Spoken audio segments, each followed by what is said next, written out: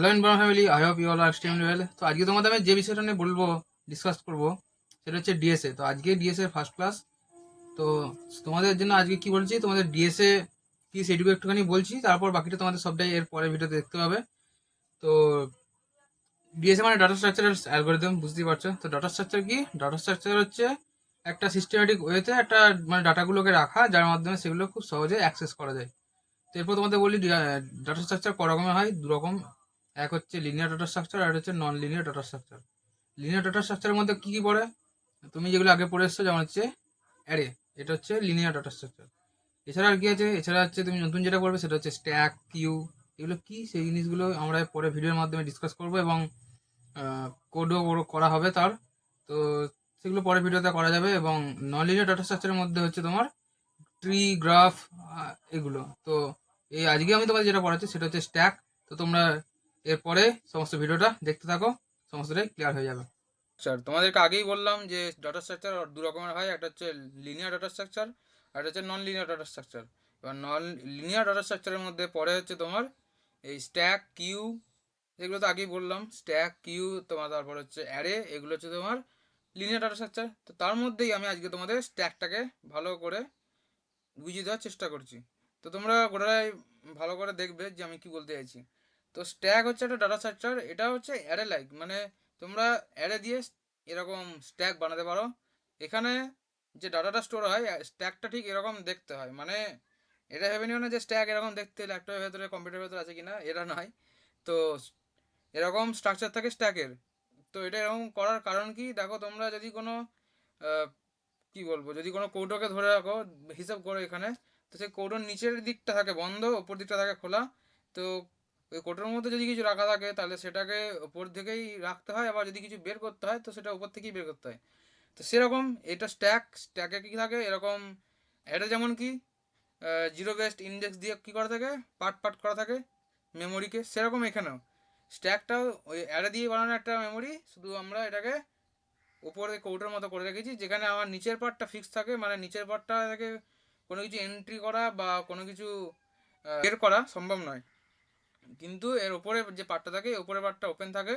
উপরের পার্টটা থেকে বিভিন্ন যে আমি ডাটাকে, মানে সেটা ইন্টিজার টাইপ হতে পারে বা ক্যারেক্টার টাইপ, সে ডাটাকে আমি এখানে ভেতরে স্টোর করতে পারি, বা প্রত্যেকেই আমি এটাকে বাইরে নিয়ে আসতে পারি। তো যেমন আমি বলতে চাইছি, দেখো এখানে টপ বলে একটা জিনিস থাকে, মানে ধরে রাখো এটা একটা কৌটো, তো সেই কৌটোর একটা টপ পোর্শন থাকে। তো সেই টপ পোর্শনটা মানে তুমি ধরো একটা একটা করে জিনিস ওর উপরে রাখছো। ধরো আমি বললাম সাপোজ বিস্কুট রাখা হচ্ছে, তো ওর একটার পর একটা, একটার পর একটা করে রাখছো। তো ওর বিস্কুটের টপ মোস্টে যে বিস্কুটটা আছে ওটাকে হচ্ছে টপ পজিশন। তো প্রথমে কি করা হয়, প্রথমে স্ট্যাকের যে টপ পজিশনটা, সেই টপ পজিশনটা থাকে আমার -1-এ। -1ই কেন ধরছি, কারণ আমি এটাকে -2, -3 তোমরা যে কোনো কিছু ধরতে পারো।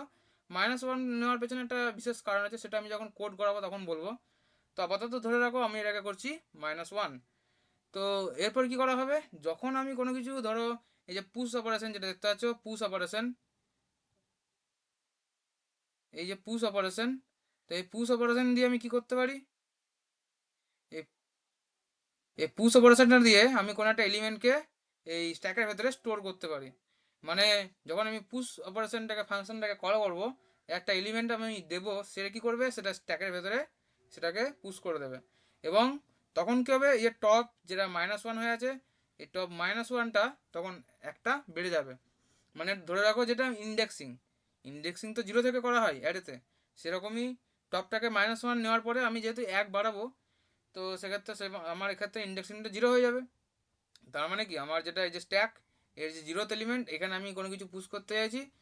তো ধরে রাখো আমি কোনো ডাটা 1 সেটাকে পুশ করতে চাইছি, তাহলে টপ ইকুয়াল টু তখন 0 হয়ে যাবে।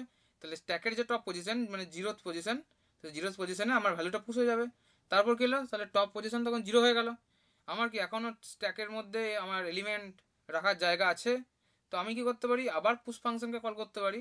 তো পুশ ফাংশন কি করে, এলিমেন্টকে ওপর থেকে পুশ করে দেয় স্ট্যাকের ভেতর। মানে একটার পর একটা, একটার পর একটা, দেখো অর্গানাইজড ওয়েতে ডাটাটা স্টোর হবে। মানে যে তুমি আগে নিচে একদম 0th পজিশনে, তারপর আবার 4th পজিশনে এরকম দেবে, এমন কোনো ব্যাপার নেই। তো পরপর অর্গানাইজড ওয়েতে সেটা যাবে। তো এরপর আবার পুশকে যদি তুমি কল করো, তো তাহলে আবার ডাটা যেটা আসবে সেটা 1th পজিশনে আসবে, টপটা আগে বাড়বে। টপ পজিশন আগে কত ছিল, 0, টপটা 1 হবে। তাহলে স্ট্যাকের যে ওয়ান পজিশন সেখানে আমি আবার একটা ডাটাকে পুশ করতে পারবো। আবার সেরকমভাবেই একইভাবে আমরা কি করব, ধরো চাইছি অন্য একটা ডাটাকে পুশ করতে, সেক্ষেত্রে আবার পুশ ফাংশনকে কল করব। পুশ ফাংশন কি করবে, এর টপ মোস্ট এলিমেন্টে কত আছে, ওয়ান, তো টপটাকে একটা বাড়াবে। আমার এখন স্পেস আছে কি নেই, স্পেস আছে, স্পেস আছে বলে এটা বাড়াবে, তখন টু হবে, তখন স্ট্যাকের 2 নম্বর পজিশনে যে ডাটাটা আমি স্টোর করতে চাই সেটা এই 2 ইন্ডেক্সে এসে স্টোর হয়ে যাবে। তো এভাবে যখন আমার স্ট্যাকটা ভর্তি হয়ে যাবে, এক্ষেত্রে দুটো কেস আছে, একটা হচ্ছে স্ট্যাক ওভারফ্লো আর একটা হচ্ছে স্ট্যাক আন্ডারফ্লো। তো এই জিনিসটা কি আমি একটু ভালো করে বুঝিয়ে দিচ্ছি তোমাদের। ধরো স্ট্যাকটা ফুল হয়ে গেছে, স্ট্যাকের যতটা লিমিট, ধরে রাখো আমি এটাতে 7টা ডাটা স্টোর করতে পারি ইন্টিজার টাইপ, আমি এটা সাপোজ ধরে নিলাম আর কি। তো যদি 7টা ডাটা স্টোর করতে পারি, আমি যদি 7-এর বেশি কিছু ডাটা স্টোর করতে যাই, তখন কি, তখন হচ্ছে আমার স্ট্যাকটা ভর্তি হয়ে গেছে, তাহলে কি আমি কোনো ডাটা স্টোর করতে পারবো, পারবো না। তো সেক্ষেত্রে আমি তখন কি হবে, আমার কাছে আসবে স্ট্যাক ওভারফ্লো, মানে ওভারফ্লো হয়ে যাবে। এরপর ওভারফ্লো মানে কি, বেরিয়ে যাওয়া, মানে ওভারফ্লো মানে ভর্তি হয়ে বেরিয়ে যাওয়া জল। দেখো যদি কোনো ট্যাঙ্ক থেকে জল ওভারফ্লো করে মানেটা কি, ট্যাঙ্ক ভর্তি হয়ে গেছে তারপর সেটা ওভারফ্লো হচ্ছে, মানে জল ভর্তি হওয়ার পর বেরিয়ে যাচ্ছে। সেরকম স্ট্যাক থেকেও জিনিসটা যদি আমি স্ট্যাক ভর্তি হয়ে গেছে অথচ আমি আবার পুশ করতে চাইছি কিছু ডাটা, তাহলে সেক্ষেত্রে এটাকে হচ্ছে স্ট্যাক ওভারফ্লো। আর স্ট্যাক আন্ডারফ্লোটা কি, ধরো স্ট্যাক আমার এমনি আমার টপ -1 হয়ে আছে, তারপরেও আমি কিছু পপ অপারেশন করতে চাইছি। এবার পপটা কি সেটা আমি তোমাদের বলবো। তো ধরো টপ -1 হয়েই আছে, মানে ধরো আমার স্ট্যাকটা ফাঁকা, তারপরেও আমি চাইছি কোনো একটা ডাটাকে আমি স্ট্যাক থেকে বের করতে, তাহলে আমি সেটা কি করে করব, সম্ভব নয়। তো সেক্ষেত্রে সেটা হচ্ছে স্ট্যাক আন্ডারফ্লো বলে। তো এরপর তোমাদের যে স্ট্যাক অপারেশন, সেই স্ট্যাক অপারেশনে এই পপটা নিয়ে তোমাদের একটু আলোচনা করব। তো এই যে পপ অপারেশন, পপ কি করে, পপ হচ্ছে তোমাদের স্ট্যাকের মধ্যে সবার উপরে যে ডাটা থাকে সেখান থেকে ডাটাগুলোকে একটা করে বের করে। তো আমি লেটস সাপোজ এখানে কিছু আমি ডাটা নিয়ে নিচ্ছি। তো এখানে দেখো আমি র্যান্ডামলি কিছু ডাটা স্টোর করে নিয়েছি। তো এরপর ধরো আমি যে পপ অপারেশনটা বলছি, তো পপ অপারেশনটা কি করবে, সবার আগে টপটা দেখবে যে এর যে টপ সেটা -1 কি না, যদি -1 না হয় মানে স্ট্যাক যদি ফাঁকা না হয়, তাহলে এটা কি করবে, এর যে টপ পজিশন, এখন টপ পজিশন দেখো ইন্ডেক্সিং যদি আমি করি, এটা 0th ইন্ডেক্স, এটা 1 ইন্ডেক্স, এটা 2 ইন্ডেক্স, এটা 3, এটা 4। তো আমি এটা 4th ইন্ডেক্সে আমার টপটা আছে, তো আমার টপ ইকুয়াল টু তখন আমার কী হবে, 4 হবে। তাহলে এর 4th যে ইন্ডেক্স, এই 4th ইন্ডেক্সে যে ডাটাটা আছে সেটাকে আমি কি করব, পপ অপারেশন, পপ ফাংশনটাকে কল করবো এবং এখান থেকে আমি সেই ডাটাটাকে পপ করে দেবো, তখন 4টা 0 হয়ে যাবে এবং টপটা কী হবে, টপটা 1 কমবে। বুঝতে পারছি কি না বলবে। পুষের ক্ষেত্রে কি হয়, একটা ডাটা স্টোর করলাম, টপটা 1 বাড়বে। পপ ক্ষেত্রে কী হবে, পপের ক্ষেত্রে ডাটাটা প্রথমে বেরোবে, তারপর টপটা মাইনাস মাইনাস হয়ে যাবে, মানে 1 কমে যাবে।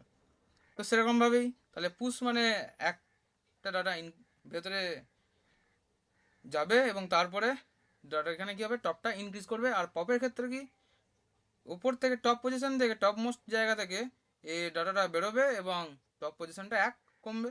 তাহলে এটা হচ্ছে স্ট্যাকের যে পুশ আর পপ অপারেশন। আশা করছি তোমরা বুঝতে পেরেছো জিনিসটা কি। তো এরপর তোমাদের আমি কোড করতে নিয়ে যাচ্ছি, সেখানে গিয়ে তোমরা সমস্তটা দেখতে হবে। দেখতে পাচ্ছি আমি টপ ইকুয়াল টু -1 ধরেই নিয়েছি। তো চলো এরপর যাবতীয়টা তোমরা কোডের মধ্যে দেখে নাও। তোমরা এখানে দেখতে পাচ্ছ আমি চলে এসেছি আমার ভিএস কোডেতে। তো আমি এরপর কোড করা শুরু করছি, তোমরা সমস্তটা দেখতে থাকো কি করছি। তো প্রথমেই এর যে হেডার ফাইল, তো সেই হেডার ফাইলটা দেওয়ার জন্য এখানে কি দিতে হয়, হ্যাজ ইনক্লুড আইস্ট্রিম, তারপর ইউজিং নেমস্পেস। দেখো এখানে কিছু ভুল এসছে, এরর এসছে, আসেনি। Using namespace STD. তো এরপর কি করবো, দেখো আমরা একটা ম্যাক্সিমাম সাইজ ধরে নেবো স্ট্যাকের। তো সেটার জন্য কি করবো, আমরা হ্যাশ ডিফাইন করেছি। যারা এর আগে সি করে এসেছো তারা জানবে। তো অবশ্যই তোমরা সি করে এসেছো, আমি মেনে নিলাম। তো সেখান থেকে আমি লিখলাম হ্যাশ ডিফাইন। হ্যাশ ডিফাইন ধরে রাখো আমি সাইজ ধরলাম ম্যাক্সিমাম হিসেবে ম্যাক্স 7। তো এরপর আমরা কি করব, এরপর আমরা একটা গ্লোবাল ভ্যারিয়েবল কি আশা করছি জানো। গ্লোবাল ভ্যারিয়েবলে আমরা একটা স্ট্যাক নেবো, মানে অ্যারে নেবো। তো সেটা অ্যারেটার নাম দেবো স্ট্যাক, ইন স্ট্যাক,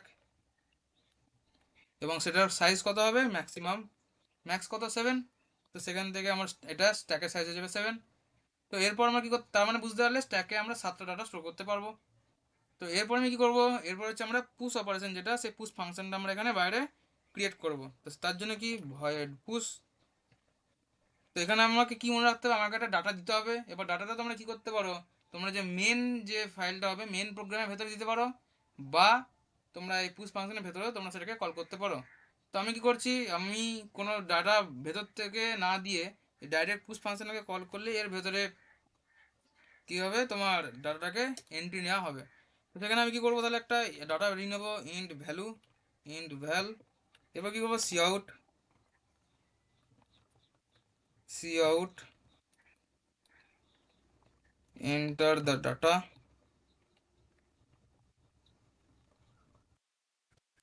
এরপর হচ্ছে সিন, সিন ভ্যাল। এরপর কি হলো, তাহলে এখানে গোটাটা আমি ভ্যালুটাকে প্রথমে রিড করলাম। এরপর হবে পুশ ক্ষেত্রে এটার কন্ডিশন কি, যদি আমার টপটা ম্যাক্সিমামের থেকে কম হয় তাহলেই আমি কি করব, এখানে পুশ অপারেশন করতে পারবো। আর যদি আমার টপটা ম্যাক্সিমামের থেকে বেশি হয়ে যায় তাহলে কি, স্ট্যাক ওভারফ্লো। কি হলো, স্ট্যাক ওভারফ্লো। তো সেটাকে আমি দেখো কন্ডিশনটা লিখছি, ইফ এটার যে ম্যাক্স মানে যে টপ, তো আমার এখানে টপটা নেওয়া হয়নি, দেখো টপ ইকাল টু -1 হবে একটা। তো কি করবো, ইন টপ ইকাল টু -1। তো এরপর কি করব, if top greater than equal to, জানি না কোথায় এলো, হ্যাঁ এসছে, top greater than equal to max -1, তাহলে কি হবে, তাহলে আমার হবে কি প্রিন্ট হবে, স্ট্যাক ওভারফ্লো।